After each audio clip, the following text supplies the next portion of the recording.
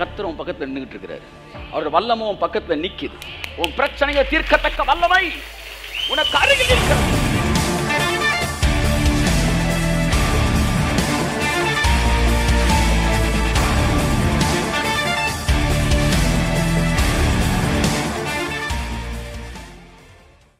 கர்த்தரையும் அவர் வல்லமையையும் நாடுங்கள். கர்த்தருக்குள்ள தானங்க வல்லமை இருக்கு. உண்மைதான். ஆனா பைபிள் ஏன் பிரிச்சு சொல்லுது தெரியுமா? நீ அதை பிரிச்சு புரிஞ்சுக்கணுன்றக்காக. நீ என்ன தேடுன, ஆனா என் வல்லமையை நீ தேடல. என்கிட்ட ஜோம் பண்ணிட்டு நீ கடன் வாங்க போன. என்னையும் அவனுடைய வல்லமையும் தேடுன. இன்னைக்கு நான் சொல்றேன், என்ன தேடு, என்னுடைய வல்லமையையும் தேடு. நான் உனக்காக இயற்கை கப்பாற்பட்டங்களை செய்து முடிக்கிறது செய்வேன்.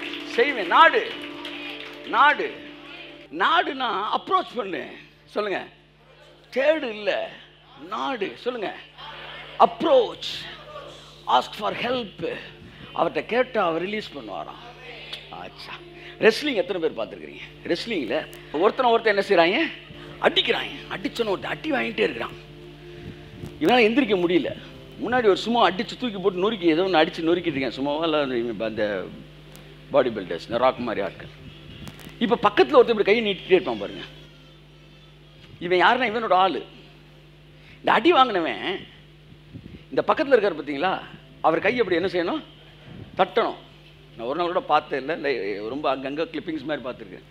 தட்டின ஒன்று அவன் உள்ளே இறங்கிடுவான். இறங்குனான் இவனை ஒதுக்கிட்டு இவன் தூக்கி அவனை அட்டின்னு அடித்து கொண்டுருவான். ஆனால் ஒன்று தெரிஞ்சுக்கங்க, இவன் எப்போ உள்ளே வர முடியும்னா இவன் தட்டினா தான் உள்ளே வர முடியும். அது வரைக்கும் இவன் என்ன அடி வாங்கினாலும் அவன் வெளியே தான் நிற்பான். ஆனால் ரெடியாக நிற்பான். ஏன்னா இவன் அவனை நாடணும். இவன் காரியத்தை அங்கே சாட்டி விடணும். நான் சொல்கிறேன் ரைட் தானா? அவனுக்கு பார்க்குற பார்த்த ஏதோ ரூல்ஸ் தெரியாமல் பேசிட்டு. அப்படி தான் கர்த்தர் உன் பக்கத்தில் நின்றுட்டு இருக்கிறாரு. அவரோட வல்லமை உன் பக்கத்தில் நிற்கிது.